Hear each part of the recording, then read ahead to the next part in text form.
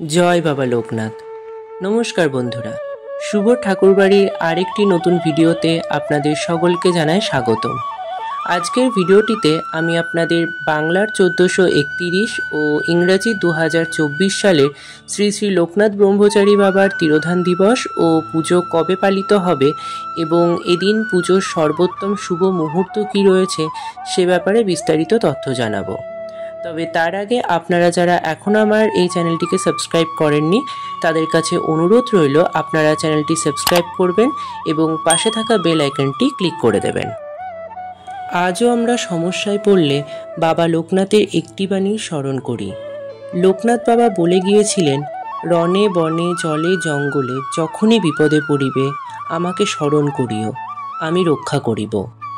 লোকনাথ বাবার এই বাণীকে সম্বল করে আমরা কঠিন পরিস্থিতির মোকাবিলা করে এগিয়ে চলেছি।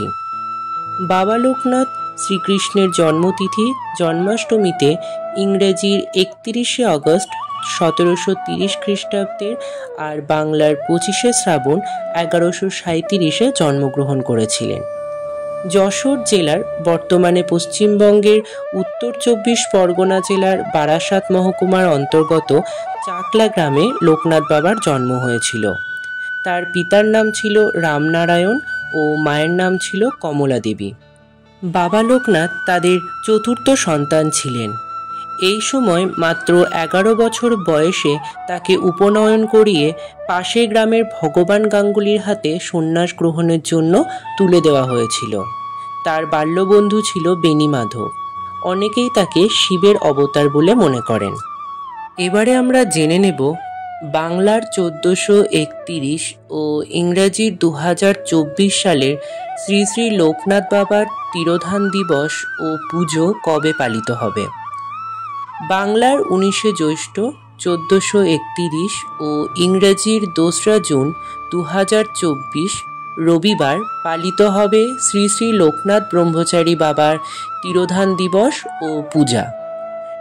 এই দিন বাংলাদেশে স্থিত বারোদিতে, গুইহাটির তেঘরিয়ার লোকনাথ মঠে, মহাতীর্থ চাকলার, উত্তর 24 পরগনা জেলার কচুয়াধামে এবং শালকিয়ার বাগাধানে ও অন্যান্য স্থানে লোকনাথ বাবার পূজা ও উৎসব পালিত হবে।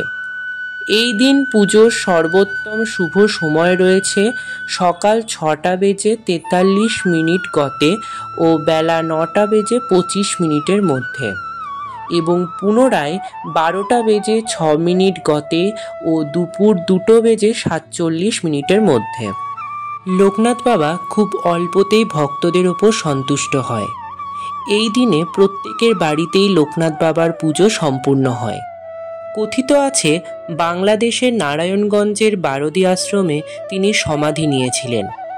আরও জানা যায় যে এক ভক্তের পুত্রের যক্ষ্মা তিনি নিজের শরীরে ধারণ করেছিলেন যাতে সে পুরো সুস্থ হয়ে ওঠে এবং এই ঘটনার কিছুদিন পর তিনি যক্ষ্মা রোগে আক্রান্ত হন ও তার মৃত্যু ঘটে।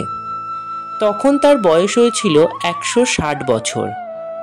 19শে জ্যৈষ্ঠ মহাসমাধিতে থেকে বাবার তিরোধান হয়। তিনি মানুষকে সত্যের পথে চলতে নির্দেশ দিয়েছিলেন। যে ব্যক্তি সৎ, ধার্মিক, নির্বিশেষে ভক্তিপরায়ণ এরকম মানুষের সঙ্গে তিনি বন্ধুত্ব করার কথা বলেছিলেন।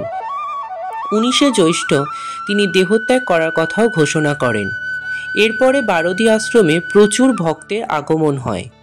19শে জ্যৈষ্ঠ দুপুর 11টা বেজে 45 মিনিটে মহাসমাধিতে মগ্ন হন বাবা লোকনাথ ব্রহ্মচারী। লোকনাথ বাবার পুজোর উপকরণ: নীল শাপলা ফুল, তাল মিছরি, সাদা মিষ্টি, আমিত্তি, সাদা ফুলের মালা, তুলসী পাতা, বেল পাতা, কালো জাম, লিচু, তালশাঁস, পঞ্চামৃত ও পৈতে। লোকনাথ বাবার পুজোর দিন সকালবেলায় স্নান সেরে শুদ্ধ বস্ত্রে বাবার পুজো করতে হবে। লোকনাথ বাবাকে পুজো করতে হলে সবার প্রথমে শিব বাবার পুজো অবশ্যই করতে হবে। লোকনাথ ব্রহ্মচারীকে শিবের অবতার বলেও মনে করা হয়, তাই শিব পুজো ছাড়া লোকনাথ পুজো অসম্পূর্ণ থেকে যায়। সবার প্রথমে দুধ, গঙ্গার জল, বেলপাতা দিয়ে মহাদেবকে পুজো করে নিতে হবে। এরপরে পঞ্চামৃত দিয়ে লোকনাথ বাবাকে স্নান করিয়ে নিতে হবে। দুধ, দই, ঘি, মধু, চিনি, গঙ্গার জল, তুলসী পাতা মিশিয়ে পঞ্চামৃত বানিয়ে বাবাকে স্নান করাতে হবে। যদি ছবিতে পুজো করেন তাহলে এই পঞ্চামৃত বাবার পাশে রেখে দেবেন। এরপর বাবাকে গঙ্গার জল দিয়ে স্নান করিয়ে দেবার পর শুকনো বস্ত্র দিয়ে মুছিয়ে দিতে হবে। তারপরে নতুন বস্ত্র পরাতে হবে। এরপর চন্দন সহযোগে তুলসী পাতা ও বেলপাতা বাবার চরণে নিবেদন করতে হবে ও সুগন্ধি ফুলের মালা বাবাকে পরিয়ে দিতে হবে। এবারে নীল শাপলা ফুল বা শালুক ফুল বাবার চরণে নিবেদন করতে হবে। মনে করা হয় লোকনাথ বাবার পুজোয় নীল শাপলা ফুল অবশ্যই ব্যবহার করতে হয়, না হলে পুজো অসম্পূর্ণ থেকে যায়। এবার বাবার সামনে সমস্ত ভোগ দ্রব্যাদি সাজিয়ে রাখতে হবে। পরে ধূপ প্রদীপ দ্বারা বাবাকে আরতি করে নিতে হবে।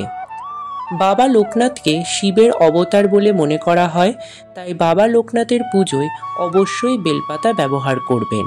তালশাঁস এবং কালোজাম নৈবেদ্যের মধ্যে অবশ্যই দেবেন।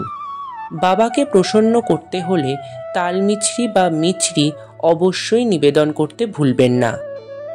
নিজের উপমহাদেশের মাধ্যমে বহু যুগ ধরে জগৎ সংসারকে সমৃদ্ধ করছেন বাবা লোকনাথ। বাবা লোকনাথের কিছু অমূল্য বাণী হল, চাঁদ আর সূর্যের মধ্যে যেমন কোনো তুলনা হয় না, ঠিক তেমনই তোমার জীবনটাকে অন্যের সাথে তুলনা করো না। যার যখন সময় আসবে সে তখন জ্বলে উঠবে। তোরা আমার চরণ ধরিস না, আমার আচরণ ধর। যে কাজের দ্বারা তুমি নিজে তাপগ্রস্ত হও তাই পাপ কাজ। অহং চলে গেলে নিজের মনই নিজের গুরু হয়, বুদ্ধি জাগ্রত হয়, সৎ ও অসৎ বিচার আসে। সব কামনা বাসনার মূলেই তো সে পরম প্রভু বসে আছেন। চাওয়া পাওয়া সবই তার খেলা, তিনি ছাড়া বিশ্ব সংসারে দ্বিতীয় বলে কিছু নেই। আজকে আমার এই ভিডিওটি যদি আপনাদের ভালো লেগে থাকে তাহলে ভিডিওটিতে একটি লাইক করে ও আমার ছোট্ট চ্যানেলটিকে সাবস্ক্রাইব করে দেবেন এবং কমেন্টে আমাকে জয় বাবা লোকনাথ লিখতে ভুলবেন না।